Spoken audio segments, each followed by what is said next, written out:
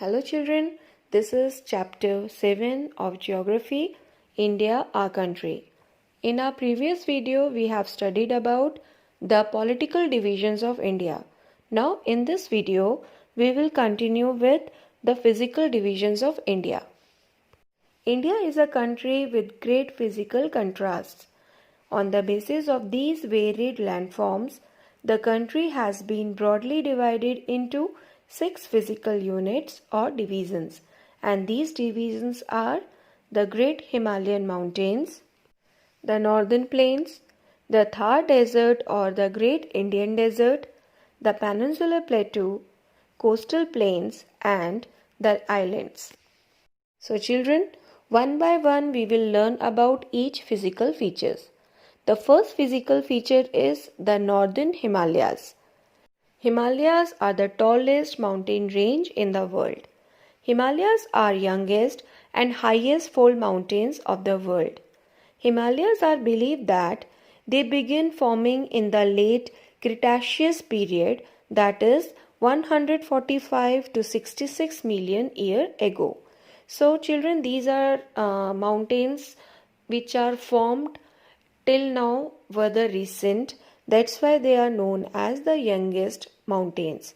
And these are the highest mountain in the world, and these are called fold mountains because due to the collision of two continental plates, Asian and Australian plates, these mountains are believed to be formed.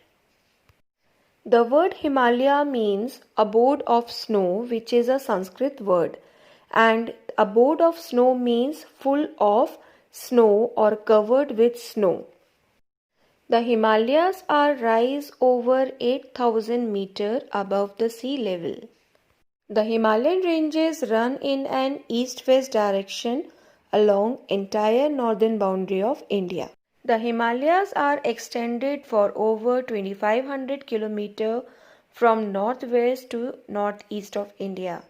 They pass through the nation of India, Pakistan, Afghanistan, China, Bhutan and Nepal. The Himalayas are basically divided into 4 divisions: Karakoram, Western Himalayas, Central Himalayas and Eastern Himalayas. The Himalayas are divided into 3 distinct parallel ranges. The first range is known as the Greater Himalayas or Himadri.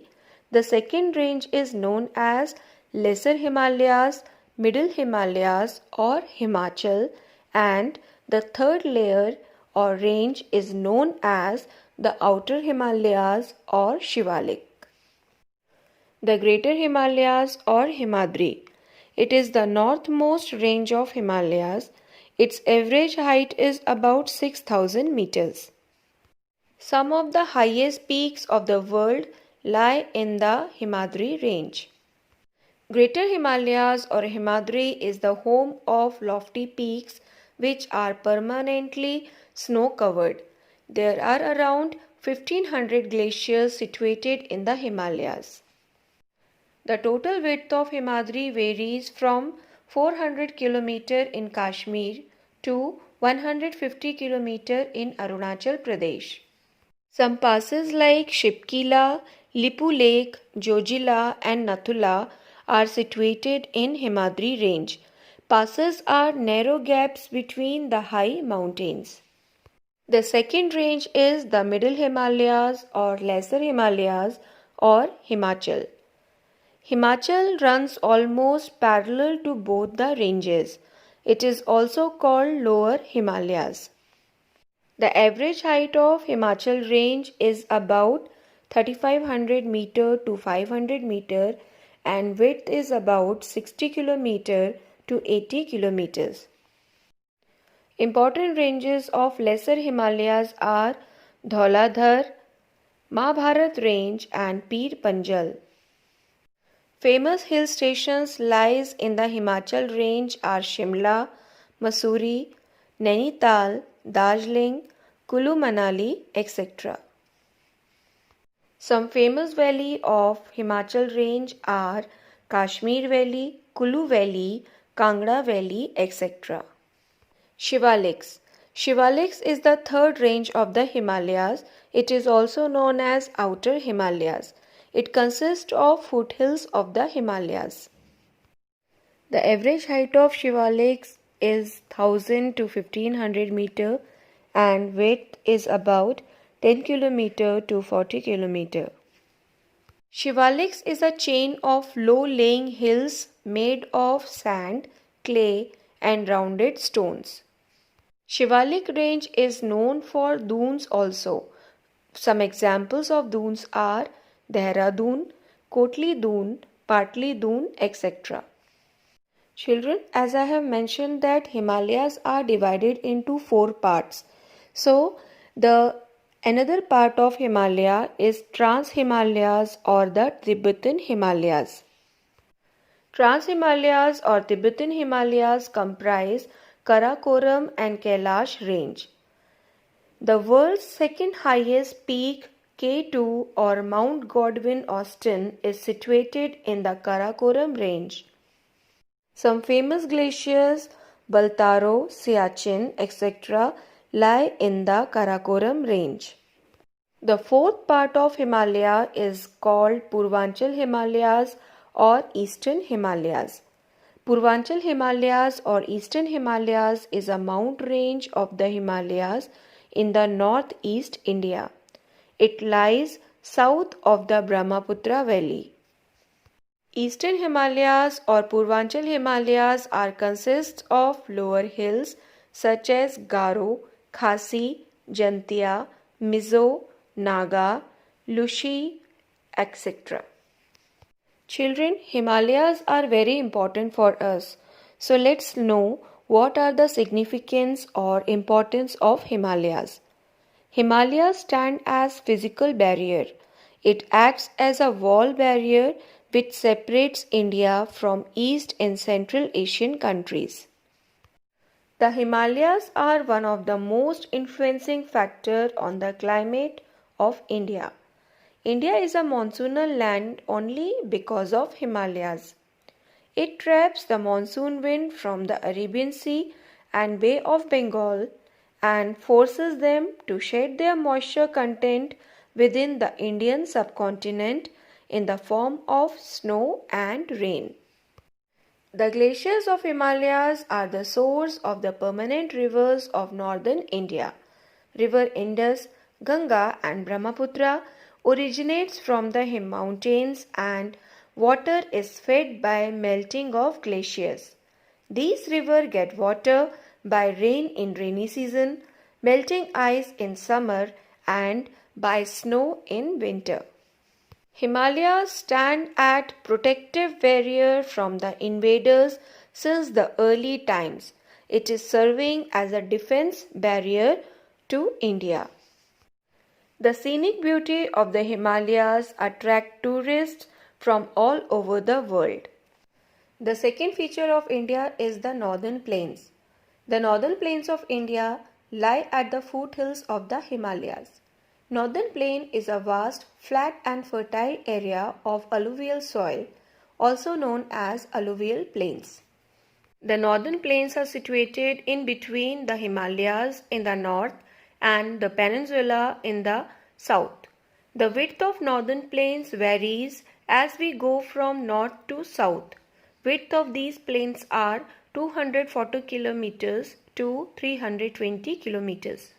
Northern plains are also called Indo-Gangetic Brahmaputra plains because these plains are formed by the three rivers Indus, Ganga and Brahmaputra and their tributaries, which play a vital role in the formation of northern plains. Northern plains are vast alluvial plains formed by the deposition of silt, sand and sediments brought by the river Indus, Ganga, Brahmaputra and its tributaries. Now let's know more about the three rivers of northern India, River Indus, Ganga and Brahmaputra. River Indus and its tributaries Ravi, Beas, Satluj, Chenab, Jhelum, etc. flows westward and drain into Arabian Sea. Ganga and its tributaries like Yamuna, Gandak, Kosi, Betwa, Chambal, Ghagra, etc. cover the central and eastern part of the plains and flows southeastward and eastward direction and drain into the Bay of Bengal. The river Brahmaputra is known by many other names also because it originates in the Himalayas but it flows eastward in Tibet where it is known as river Sangpo. Then it enters in India and flows westward in Arunachal Pradesh known as the river Tehang. Then it enters in Assam called river Brahmaputra. Then again it enters in Bangladesh known as river Yamuna. And finally it enters again in India and flows eastward direction and drain into the Bay of Bengal. The river Ganga and Brahmaputra meet in Bangladesh where it is known as river Padma. River Padma drain into Bay of Bengal. At the mouth they meet the sea and formed the triangular shape.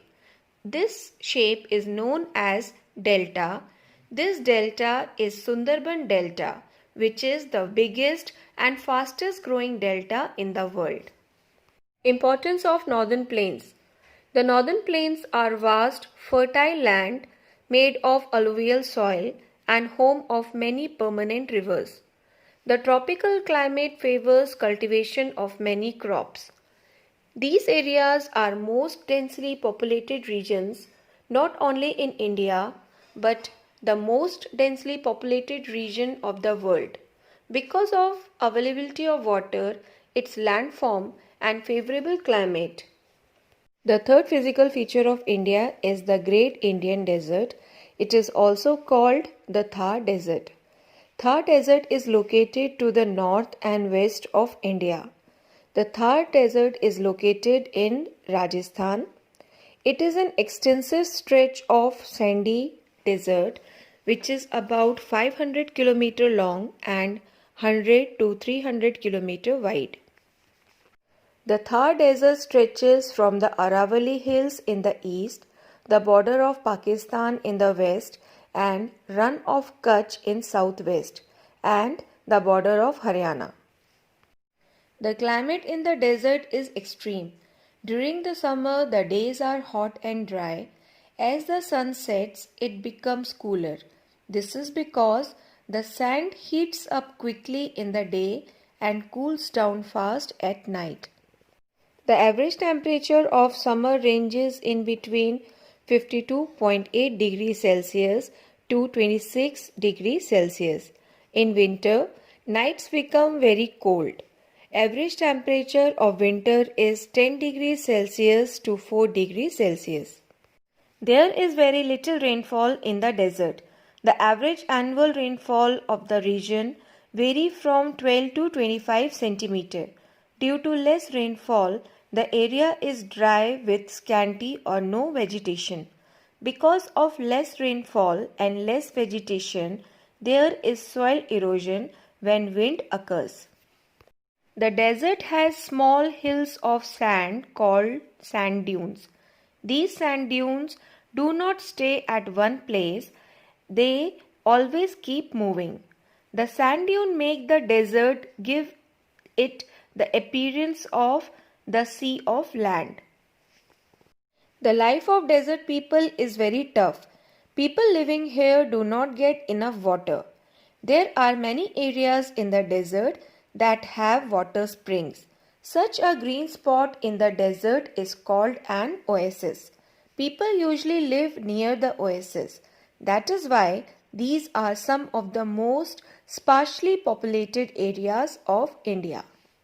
The only river flow in the desert is the river Luni, which is a seasonal river.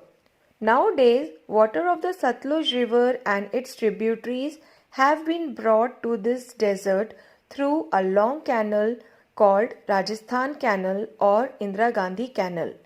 The construction of Indira Gandhi Canal has transformed many areas of the desert into a fertile area. The third physical feature of India is the Peninsular Plateau. Peninsular Plateau lies to the south of the northern plains. It is the oldest land mass of India. It is triangular in shape. It is made up of hard igneous and metamorphic rocks. The general height of the region is between 600 meter to 900 meter. The surface of this area is a tableland which is highly uneven. The Narmada River divides the plateau into two parts, the Central Highlands in the north and the Deccan Plateau in the south. The Central Highlands. The Central Highlands extend from the Delhi Ridge to the Rajmahal Hills, and the Aravalli Hills ranges lies to the northwest. Aravalli Hills are the one of the oldest fold mountains of the world. The Central Highlands comprises the Malwa Plateau, Bundelkhand Plateau, Baghelkhand Plateau and extends to the Chota Nagpur Plateau in the east. To the south of Central Highlands, the Vindhya and Satpura ranges are located. The river Narmada and Tapi are the only two main rivers flowing westward and falling into the Arabian Sea. Other rivers such as Chambal, Betwa, Ken, Son are the east-flowing rivers and falling into the Bay of Bengal. In the Central Highlands, number of hills are located such as Makel Hills, Kaimur Hills and Mahadev Hills to the boundary with the Deccan Plateau. The Deccan Plateau. The Deccan Plateau is bordered in the north and tapers in the south. Taper means it is narrow in the south and it is broad in the north. Large area of northwest of the plateau are covered with basalt lava flows and the plateau has gentle slopes towards the east. The main rivers of the Deccan Plateau are Mahanadi, Godavari, Krishna and Kaveri, which flow eastward and drain into the Bay of Bengal. The western edge of the plateau is bordered by the Western Ghats. It is also known as Sahyadris. The Western Ghats are continuous with a gap in between two ghats. The Nilgiri Hills are located in Deccan Plateau. To its southward, Anaimalai Hills and Cardamom Hills are situated. The eastern boundary of the Deccan Plateau is bordered by the Eastern Ghats. Eastern Ghats have group of separated hills. They are broken and uneven by the east-flowing rivers. Importance of Peninsular Plateau. The Peninsular Plateau is rich in minerals like iron ore, coal and manganese. Black soil is very productive and good for growing cotton. There are number of hill stations and scenic beauty which attracts number of tourists. The fifth physical feature of India is the coastal plains. India is blessed with a very long coastal line. The coastal line of India is 7,615.5 kilometers. It is starting from the Gulf of Kutch in the western coastal plains and moves from southwards towards eastern coastal plains at West Bengal. The coastal plains facing the sea. Coastal plains are fertile, green flat land along the coast. Western coastal plains are divided into three parts: Gujarat coast, Konkan coast and Malabar coast. Gujarat coast is located between the Gulf of Kutch to the Gulf of Khambat. Konkan coast is located between the Gulf of Khambat to Goa, and Malabar coast is located between Goa and Kanyakumari. The eastern coastal plains are known as Northern Sarkars in the north and the Coromandel coast in the south. The east-flowing rivers Mahanadi, Kaveri, Godavari and Krishna in peninsula form wide deltas at their mouths when they join the Bay of Bengal. Importance of coastal plains. The coastal plains are fertile. They support farming. The coastal plains support fishing. The sea beaches attract tourists from all over the world. Ports and harbors lie along the coastline. Sixth and the last physical feature of India is islands. India has two groups of islands. These two groups of islands are the part of Indian Union Territory. To the southeast of India, the Andaman Nicobar Islands are located in the Bay of Bengal, and to the southwest of India, the Lakshadweep Islands are located in the Arabian Sea. The Andaman and Nicobar are formed of Great Andaman and Little Andaman and Nicobar Islands. They are group of around 572 big and small islands. Indra Point, which is the last point of India, was situated in the Nicobar Islands, but the tsunami of 2004 had caused great destruction in these islands and it was submerged under the sea. Lakshadweep Island is also known as Coral Islands because it is formed of coral deposits. Corals are tiny sea creatures who protect themselves with the skeleton of calcium carbonate when they die. The skeleton pile up to form a reef or beach. So, the Lakshadweep Island is made up of these coral deposits. It is in form of an atoll, means a ring-shaped coral island on the Arabian Sea.